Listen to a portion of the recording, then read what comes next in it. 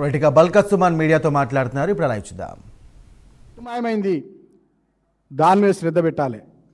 సింగరేణిలో జరుగుతున్నటువంటి స్కాములు బంద్ అయ్యి స్కీములు ఇంట్రడ్యూస్ అయ్యి మా కార్మికులకు మంచి జరుగుడు మీద శ్రద్ధ పెట్టాలి. డెఫినెట్గా అప్పటిదాకా కార్మికుల పక్షాన రైతుల పక్షాన పనిచేస్తాం, పోరాటం చేస్తాం, కొట్లాడతాం. మా కేసులు జైళ్ళు కొత్త కాదు. మీ తిట్లే దీవెనలు అనుకుంటా. నేను రేవంత్ రెడ్డి గారు ముఖ్యమంత్రి గారు, మీరు మీ టీము, మీ మంత్రులు, మీ ఎమ్మెల్సీలు, మీ ఎమ్మెల్యేలు నిన్నటి నుంచి నా మీద చేస్తున్నటువంటి ఈ దాడి, సోషల్ మీడియా వేదిక కానీ మీడియా వేదిక కానీ మీరు చేస్తున్నటువంటి దాడి, దాని మీద కంటే కూడా దృష్టి రైతుల సమస్యల మీద పెట్టాలని, సింగరేణి పరిరక్షణ మీద పెట్టాలని ఈ సందర్భంగా నేను కోరుతా ఉన్నా. ఇప్పుడే మా మిత్రులు చెప్తా ఉన్నారు, ఏదో కేసు అయిందని చెప్తా ఉన్నారు. డెఫినెట్గా కేసులు అయితే మాకు తెలుసు, ఎందుకంటే వీళ్ళ దగ్గర వేరే ఏమీ లేదు. కేసులు పెట్టాలి, జైళ్ళకు పంపించాలి, అరెస్టులు చేయాలి, భయభ్రాంతులకు గురి చేయాలని చెప్పి ఈ రకమైనటువంటి ప్రయత్నాలు, చిల్లర ప్రయత్నాలు చేస్తారనేటటువంటి విషయాలు నాకు తెలుసు. కానీ నేను ఒకటి గుర్తు చేస్తూ ఉన్నా. తెలంగాణ ఉద్యమంలో ఆనాడు నేను బతుకుతానో చస్తానో తెలియని సందర్భంలో 13-14 ఏళ్ళు గట్టి గుట్లాడినా నిలబడ్డా. సమైక్య రాష్ట్రంలో నా మీద అనేక రకాల కేసులు పెట్టి ఒక దశలో పీడీ యాక్ట్ పెట్టి లోపలేయాలని కుట్ర జరిగినటువంటి సందర్భంలో కూడా నేను తట్టుకొని గట్టిగా నిలబడ్డా, ఎన్నడూ భయపడలే. ఆనాడు ఉన్నది మీ కాంగ్రెస్ ప్రభుత్వమే, మళ్ళీ ఇవాళ నన్ను టార్గెట్ చేస్తున్నది మీ కాంగ్రెస్ ప్రభుత్వమే. ప్రజాపాలన పేరిట ఇందిరమ్మ రాజ్యంలో మీరు నన్ను టార్గెట్ చేసి ఎన్ని కేసులు పెట్టినా, ఎన్ని అక్రమ కేసులు పెట్టి ఎంత నిర్బంధించినా, అరెస్టులు చేసి జైళ్ళకు పంపించినా, త్యాగాల పునాదుల మీద తెచ్చుకున్నటువంటి ఈ రాష్ట్రం అల్లకల్లోలం కావడానికి మేమెవరం సుముఖంగా లేము. ఉద్యమకారులం, తెలంగాణ బిడ్డలం. డెఫినెట్గా దీన్ని నిలబెట్టుకోవడానికి అన్ని వర్గాల ప్రజలకు తెలంగాణలో అన్ని అవకాశాలు వచ్చేదానికి, మీ ప్రభుత్వం రావడానికి గతంలో మీరు ఇచ్చినటువంటి హామీలు, గ్యారంటీలు, డిక్లరేషన్లు మీరు అమలు చేయడానికి, బొందల గడ్డగా మీరు మారుస్తున్న సింగరేణిని రక్షించడానికి, స్కాములమయంగా స్కీములే లేని సింగరేణిని మీరు తయారు చేసి ముఖ్యమంత్రి బామ్మర్దికి బంగారు బాతుగా దాన్ని మార్చిన తీరును ఎప్పటికప్పుడు ఎండగడతాం, గట్టిగా నిలబడతాం, కార్మికుల పక్షాన రైతుల పక్షాన పోరాటం చేస్తామని చెప్పి సందర్భంగా మీడియా ద్వారా నేను ప్రభుత్వానికి కూడా తెలియజేస్తూ ఉన్నా. రాష్ట్ర ప్రజల్ని కూడా ఆలోచించమని కోరుతా ఉన్నా, అర్థం చేసుకోమని కోరుతా ఉన్నా.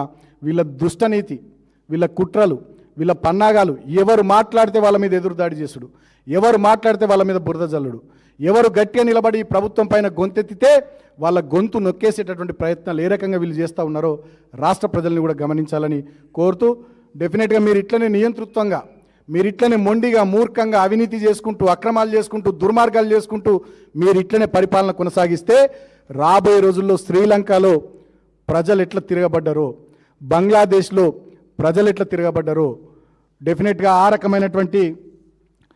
రకమైనటువంటి పరిస్థితులు వస్తాయని చెప్పి నేను ఈ ప్రభుత్వ పెద్దల్ని హెచ్చరిస్తూ ముఖ్యమంత్రిని కూడా కోరుతా ఉన్నా. ఈ మధ్య మీద ఏదో మా జిల్లా ప్రోగ్రాం ఉన్నట్టున్నది, అటు మంచిర్యాల జిల్లాను, ఆసిఫాబాద్ జిల్లాను ముఖ్యమంత్రి పర్యటన ఉన్నట్టున్నది. మరి మీ పర్యటన లోపలనన్నా ఆ సింగరేణికి సంబంధించి మీరేం చేస్తారో చెప్పాలి. మీ పర్యటన లోపలనన్నా మా జిల్లాలో, ఉమ్మడి హైదరాబాద్ జిల్లాలో ఉన్న వడ్లు, మక్కలు మా రైతులే మొత్తం కొనాలి. లేకపోయినట్టయితే డెఫినెట్గా రైతులు కానీ కార్మికులు కానీ ఊరుకోరని చెప్పి సందర్భంగా నేను ముఖ్యమంత్రికి కూడా తెలియజేస్తూ ఉన్నా. బహుశా నా మీద ఇలా కేసు పెట్టిర్రు అంటే మరి ముఖ్యమంత్రి పర్యటన సందర్భంగా నేను అక్కడ ఉండొద్దు, నన్ను జైలుకు పంపించాలనుకుంటుర్రో ఏందో. సరే, మా లీగల్ టీం ఉంది, బీఆర్ఎస్ లీగల్ టీం, డెఫినెట్గా వాళ్ళ సహకారం తీసుకొని దీంట్లో ఏ రకంగా ముందుకు పోవాలో మేము ఆ రకంగా ముందుకు పోతామని చెప్పి తెలియజేస్తూ ఈ ప్రెస్ కాన్ఫరెన్స్కి వచ్చిన మీడియా మిత్రులకు కృతజ్ఞతలు, ధన్యవాదాలు. Thank you.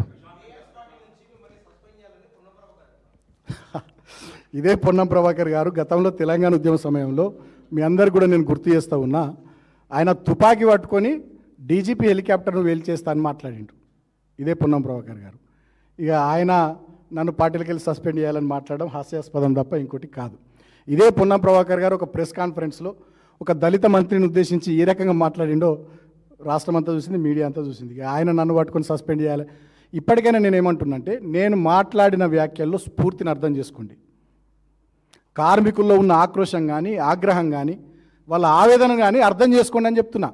అది ఇడ్సబెట్టి సుమన్ను జైలుకు పంపించాలి, సుమన్ ఏదో చేయాలనుకుంటే నీ ఈగో సాటిస్ఫై అవుతుంది. మీ ముఖ్యమంత్రి గారిది, మీ మంత్రులది, కాంగ్రెస్ ప్రభుత్వ పెద్దల ఈగో, మీ ఈగో సాటిస్ఫై అవుతుంది కావచ్చు. కానీ తెలంగాణ ప్రజల సంగతి ఏంది, రైతుల సంగతి ఏంది, సింగరేణి కార్మికుల సంగతి ఏంది, యువత సంగతి ఏంది, మా మహిళలకు మీరు ఇచ్చిన హామీల సంగతి ఏంది? అంతే కదా.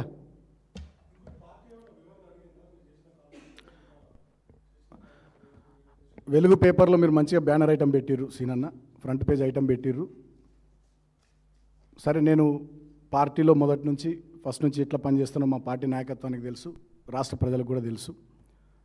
ఆనాడు ఉద్యమంలో ఒక విద్యార్థి నాయకుడిగా నేను ఎంత గట్టి కొట్లాడిని, ఎంత గట్టిగా మాట్లాడుతానో మీ ఓనర్కు కూడా తెలుసు, V6 ఓనర్కు, వెలుగు ఓనర్కు.